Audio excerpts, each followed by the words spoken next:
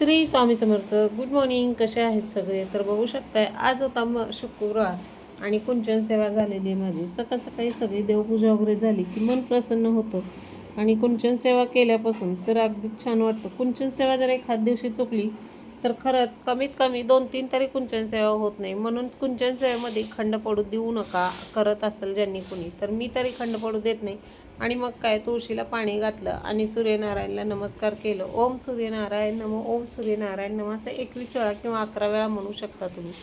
मी तसंच म्हणते आणि सूर्याला पाणी हे करून उदबत्ती वगैरे वाळून घेते आणि जायची तयारी झालीच होती. उठले की आंघोळ झाली की पहिले साडीच घालते, कारण डायरेक्ट पटकन तयार होऊन निघाले येतं. आणि ही पूजा वगैरे झाली त्यामुळं अजून थोडं पटकन बरं वाटलं आणि दिवस खूप छान जातं. सकाळी जेवढं लवकर म्हणजे कुंजन सेवा झाली की फ्रेश वाटतं. संध्याकाळी येऊन करायचं म्हणलं की नाही बरं वाटत. कुठं शिवत वगैरे झाली तर मग ते करायला नाही हे होत.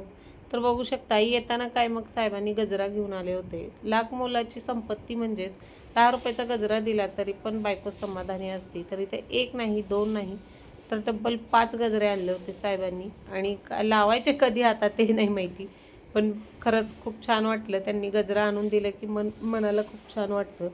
आणि काय करायचं, सोनं नाणं पैसा अडका काही सोबत येत नाही किंवा घरदार.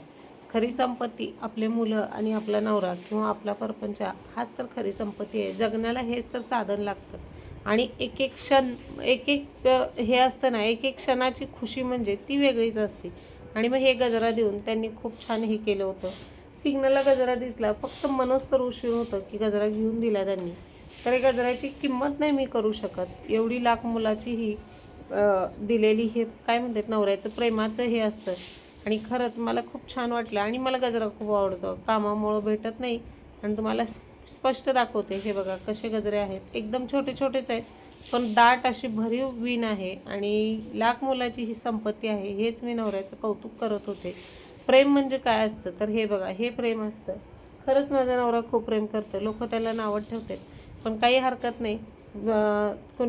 सांगितलंच आहे, निंदकाचे घर असावे शेजारी. माझे शेजारी नाही आहेत पण बाहेर म्हणजे जिल्ह्याच्या बाहेरचे आहेतच निंदक. तर असू द्या, काही फरक पडत नाही. आम्हाला किती बी नावं ठेवलं तर आम्ही असंच पुढं जाणार आहे आणि नावं ठेवणारे असेच नावं ठेवणार आहेत. तर हे बघा, ही असते खरी संपत्ती.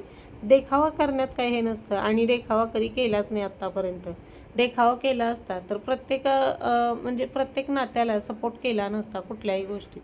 आता सपोर्ट करायचं नाही ठरवलं तरी पण काही झालं तरी ते येतेच खेटाला.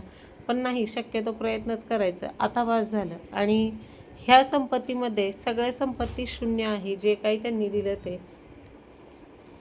तर तुम्ही बघू शकताय खूप सुंदर असे गजरा होते आणि मला खूप छान वाटत होतं म्हणून हा व्हिडिओ छोटासा काढला. मग आल्यानंतर दोडक्याची भाजी केली ही अशी साहेबांसाठी. पण मला नव्हतं माहिती की ही तिखट झाली. थोडीशी हिरवी मिरची टाकून केली होती पण ही मिठाची हिरवी मिरचीतली दोडक्याची भरून भाजी केली होती. ही भाजी खूप टेस्टी झाली होती पण त्यांच्यासाठी तिखट झाली होती. मग काय, सगळेजण मिळून जेवायला बसलो. सकाळचा चहा न विसरता सगळेजण मिळून घेतो. त्यात एक मिसिंग होतं की दादा आमचा चहा घेत नाही, त्यामुळे तिघच असतो. पण संध्याकाळी जेवायला सगळे मिळून असतो त्यामुळं खूप छान वाटतं आणि हॅप्पी पण वाटतं. जेव्हा आपल्या कुटुंबाला वेळ देता येतं, मुलांना वगैरे, तेवढा वेळ द्यायचा प्रयत्न करायचं.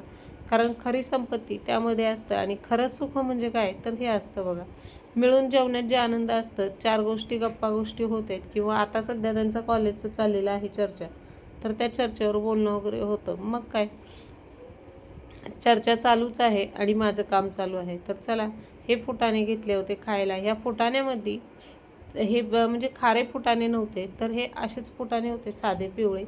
तर याच्यामध्ये वरतून मीठ टाकलेलं आहे बघा साहेबांनी आणि असं करून हे खायला घेतलं. आणि मग इथं साहेबांना जेवायला वाढलं आणि साहेबांना काय तिखट लागलं म्हणून डबाच ओतून दिला तुपाचा. म्हणलं घ्या खाऊन, आता काय करताय, खूप तिखट लागलं. तर भेटू पुढच्या व्हिडिओमध्ये. श्री स्वामी समर्थ.